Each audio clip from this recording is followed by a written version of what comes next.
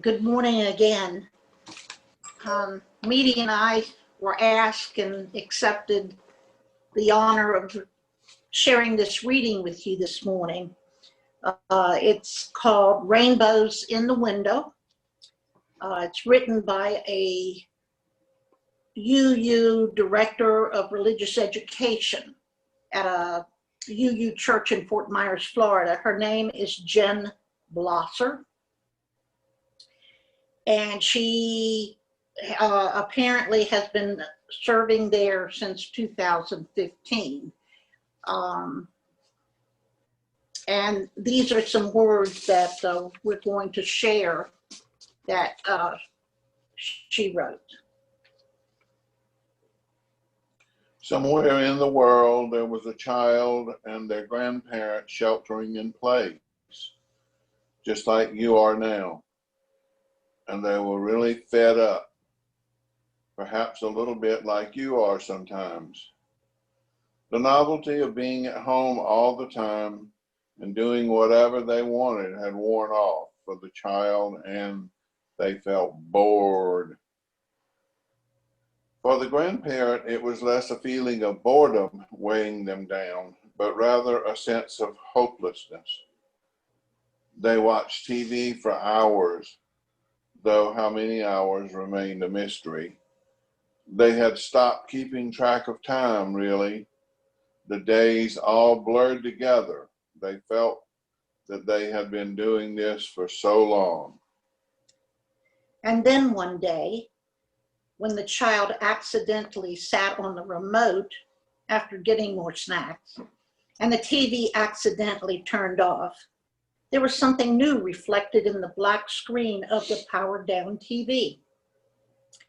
The child and their grandparent turned around to look out their front window and find the source of this reflection.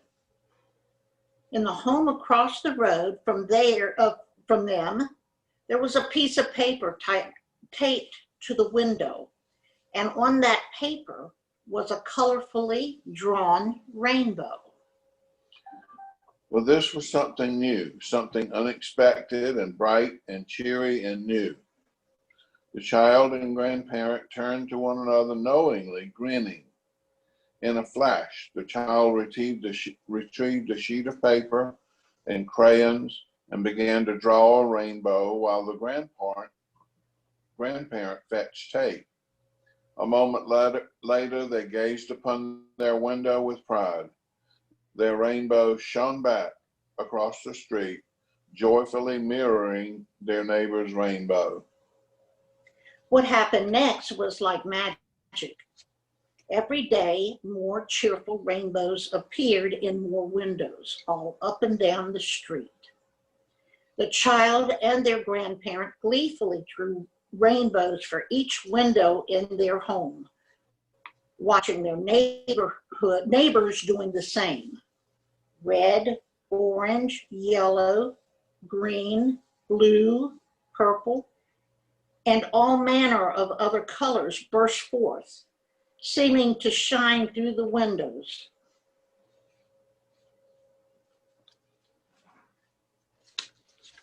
A cacophony of color. But the people didn't stop there. They continued to draw. Rainbows were taped to neighbors' doors, slipped into mailboxes. They were sent to care homes, to beloved elders who couldn't have visitors. Rainbows were left tucked under the windshield wipers of Uber Eats drivers' cars. They were left out for the delivery folks. People made rainbows to send to hospitals, scrawled with messages of gratitude and admiration for everyone working to help the sick, from the doctors and nurses to the custodial staff and maintenance workers. Stockers working hard in grocery stores found paper rainbows between cans of beans and corn, left waiting on the shelves where the toilet paper was sold out. Now, families on solitary walks around the city go rainbow hunting. The child and their grandfather like to do this, taking paper with them to write down all the places they see rainbows hanging. The empty school, the corner store, windows of brownstone homes, even hanging from balconies 15 stories up. They make a list of all the rainbows emerging, logging each place where the colors shine into the empty streets. By now, you've probably figured out that this story is really happening all over the world right now. Folks are coming together in spirit while physically distanced to lovingly reassure one another with brilliant colors. The rainbows are beautiful, and to see them alone is a joy, but they carry with them a promise. The rainbows shine as a reminder of hope. We are in this together.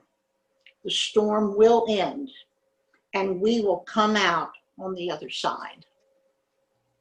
And if I can add that as a joy for me, I really needed to read this today. Thank you, Cindy and Meady. And we now will go to our congregational hymn for today, which was recorded on separate track by track by members of our UUPF choir. So mute yourselves and sing along to Angels We Have Heard on High with special appreciation for I have to say for our men's voices, and then also for Tom Hansen for adding in a wonderful descant. So enjoy on mute.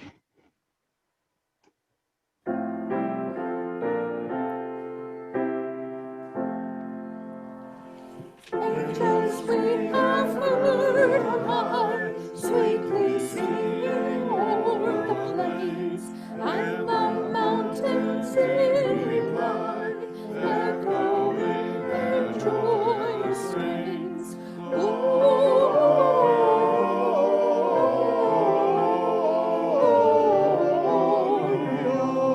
In excelsis Deo.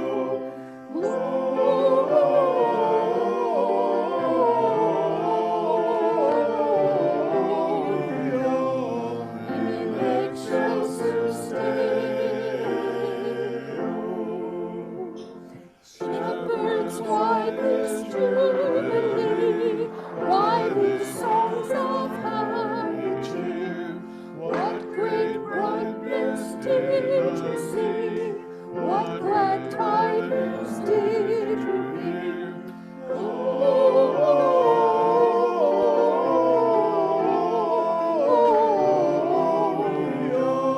In excelsis Deo.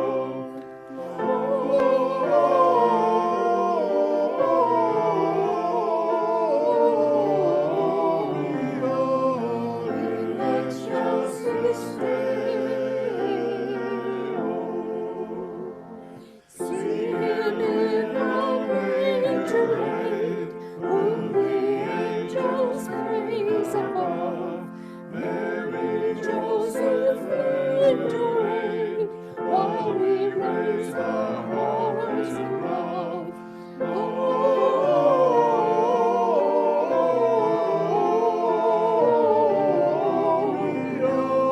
In excelsis Deo.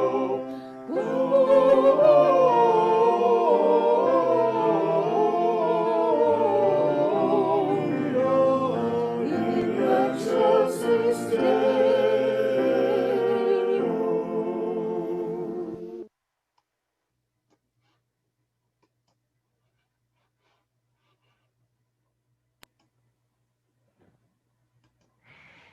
This morning's service is about the blank gift ever.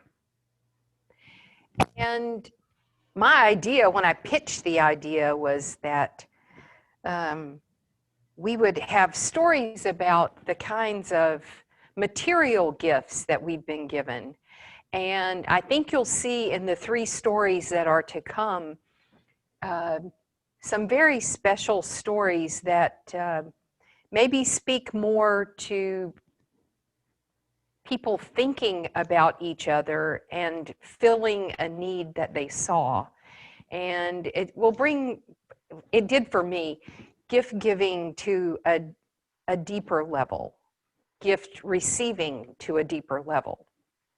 Because when I first started thinking about this service, I started thinking about, for example, the most memorable gift I have ever been given might be this fish pocketbook that my older sister gave me one year, which maybe I carried once, but really, once was enough.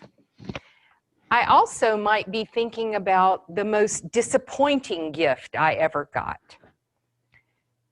And it happened like this.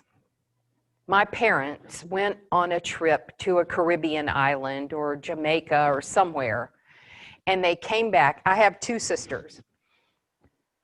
They came back and they gathered us together to give us our souvenir gifts from their trip.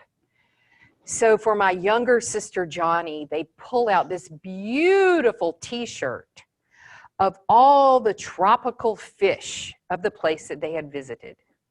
For my older sister, Ginger, there was a beautiful t-shirt of all of the tropical flowers of the places they had visited. I'm waiting, I'm waiting. They pull out for me a t-shirt with a guy in dreadlocks. The main colors of this t-shirt were bright yellow, bright green, red, like two of my least favorite colors, and ruining my very favorite color of yellow for me for good.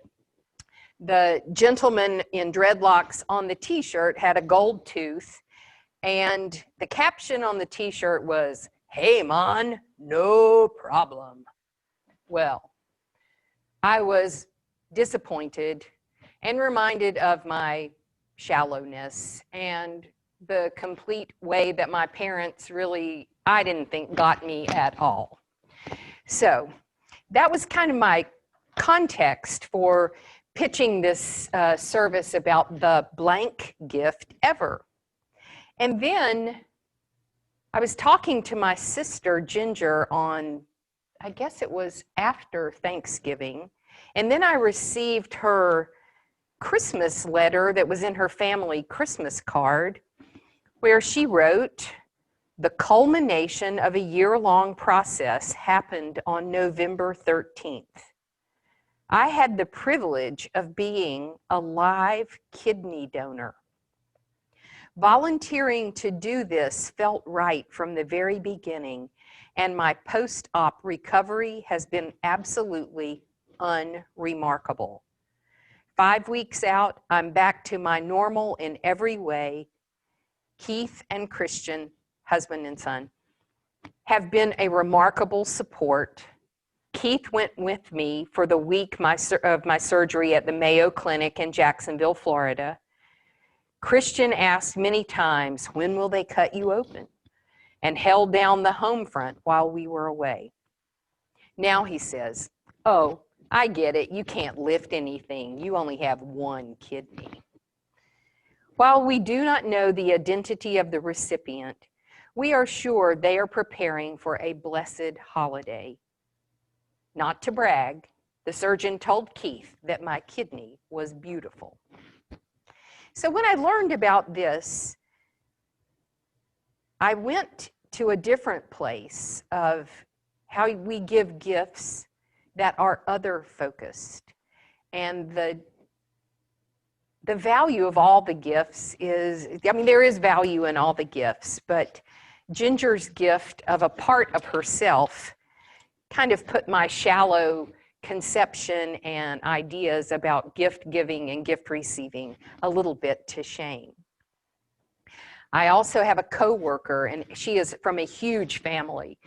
This year, they each made 10 blankets and wrapped in those blankets activity books and delivered them to nursing homes in their communities. And so, anyway, That's just a little bit of priming the pump to get you ready for the stories that are to come. 3 of our members and friends are going to share their stories about gifts in their experience that made an impact. And so first, we'll hear from Cindy Brody, who started off our service today. And then Dave Ritter, we'll hear from him after Cindy. And Denny Jostin will wrap up the 3 folks who have stories to tell about gifts they've received. My best gift ever. The gift to restore calm. Banana bread. One time I went, well, bananas.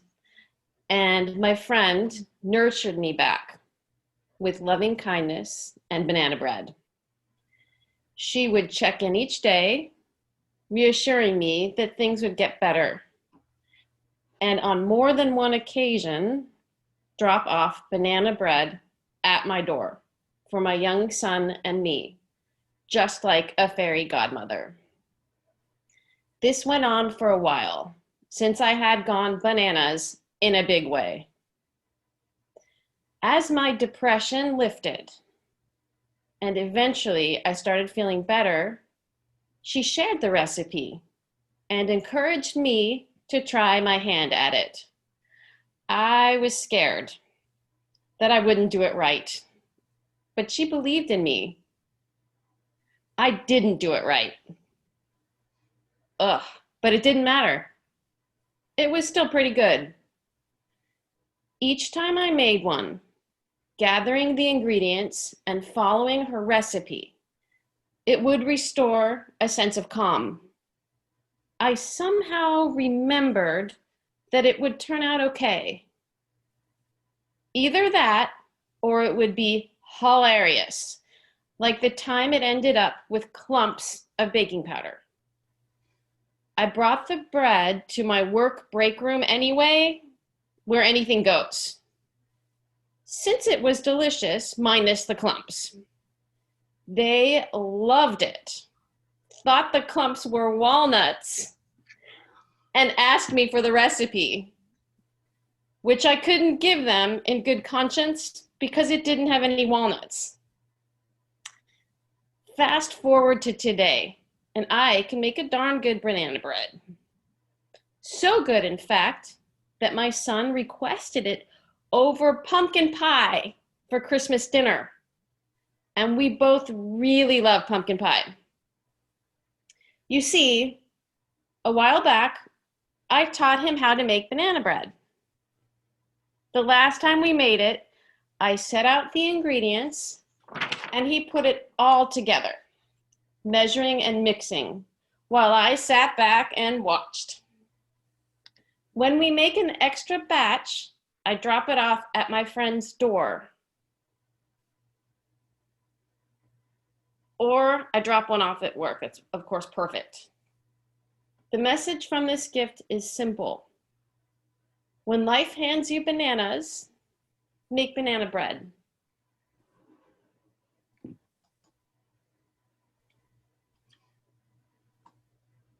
And the next one is it another Cindy? No, it's Dave. Dave Ritter is next. Well, that's hard to follow, all you well-spoken folks. And I was surprised that Cindy had picked the story I sent, but given that, here it is. The year 1945 was quite a year. The world wars ended, and I had an uncle killed, my only blood uncle killed in the Pacific. And we had moved again, and I'd started a new school in second grade. On Christmas Eve, our family, dad, mom, 5 children, which were later to become 9, were packed into our old 2-door Packard coupe for a 4-hour trip to Grandma's to celebrate Christmas.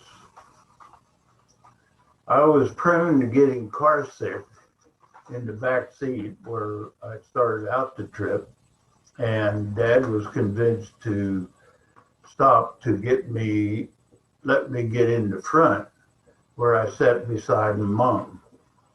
Later, with bad road conditions, we were crossing a bridge over Cross Creek in Mingo Junction, Ohio.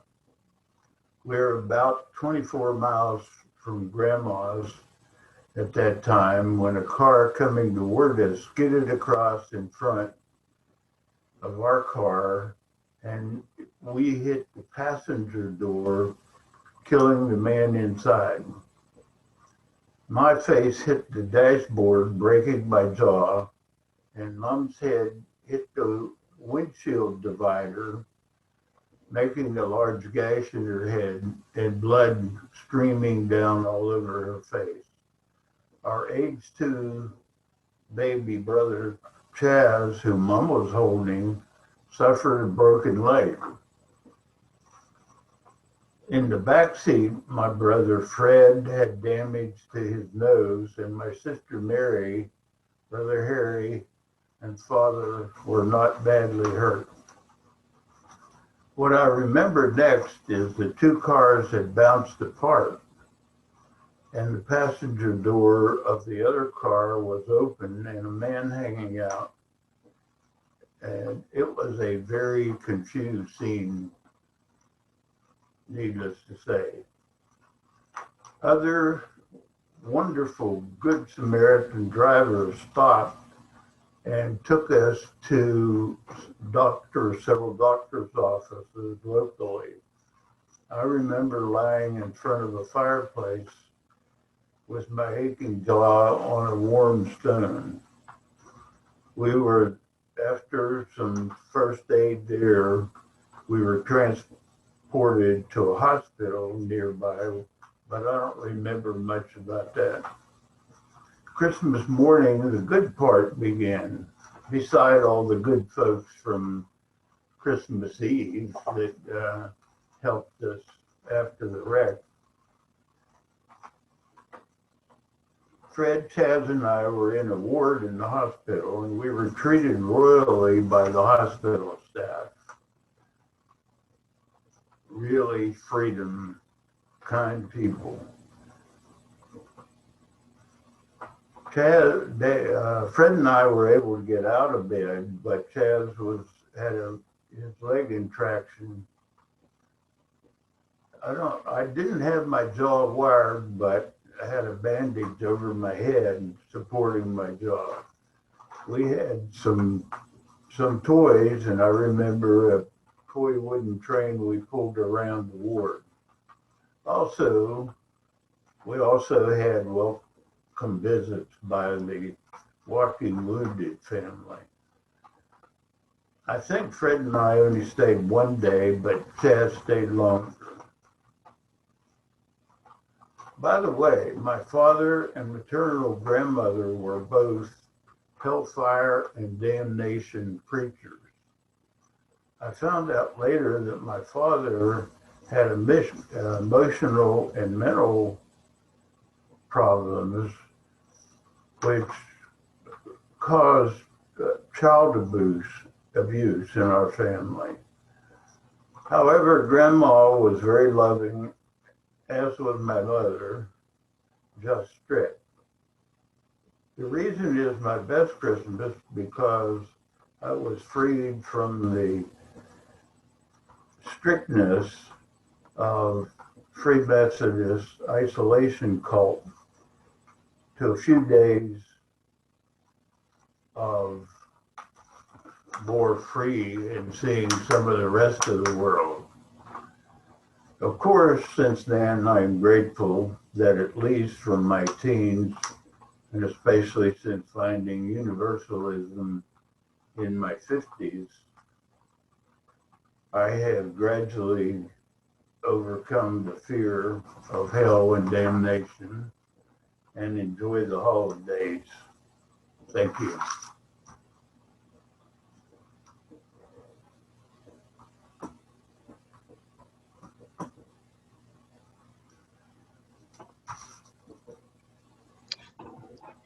Well, I have to give you some background to my story too. I grew up in a rural area in Illinois. It was Crete, Illinois, south of Chicago. And we lived across the pond from my aunt and uncle. They both put up houses on this rural pond. And so my aunt and uncle and their kids and my folks did a lot of things together. They had picnics together. They lounged on the pond together on rafts. But my uncle was a prankster. You never was sure whether, I was never sure whether he was teasing or not. He always had this grouchy look on his face, and it turned out he was teasing. Now, on July 1949, my mother gave birth to my little brother. So in those days, you were in the hospital for a couple of weeks, as she was. She came home and immediately had to go back because she had pneumonia. So she was gone for another 2 weeks. In the meantime, our collie, Laddie, disappeared, probably because she was gone for so long. Now, every Christmas Eve, our families got together to open all of our Christmas presents. Now, that particular 1949 Christmas Eve day morning, a farmer stopped by my uncle's house to see if he could get rid of some puppies. And so he wanted to see if my uncle was interested. Well, my uncle said yes. That night, now remember Christmas Eve, after dinner, my aunt and uncle's 5 children and I were pressuring them to hurry up to finish the dinner so we could open the presents. And finally, we got our way. We were busy opening, and with 5 kids and me, my brother was too little to be opening presents at that point. But we opened half of all the presents under the tree. And then my uncle went down to the basement, brought up a box marked Denny. Now, I didn't know why he'd be giving me a present, and I didn't even bother to check to see what my parents' faces would look like. So I excitedly opened it, and out jumped a little border collie puppy.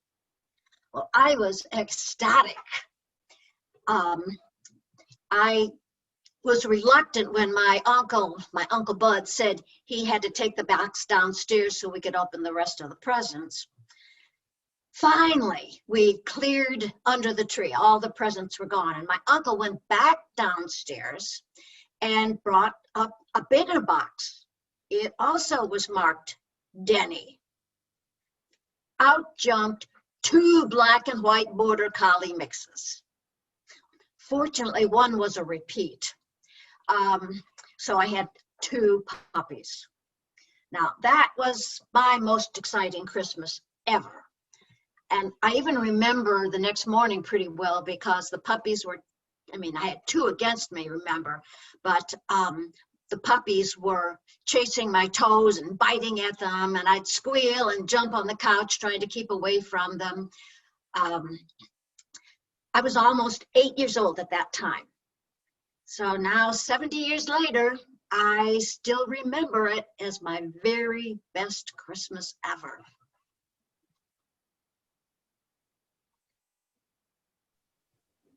Thank you all 3. So whether it's rainbows in the windows,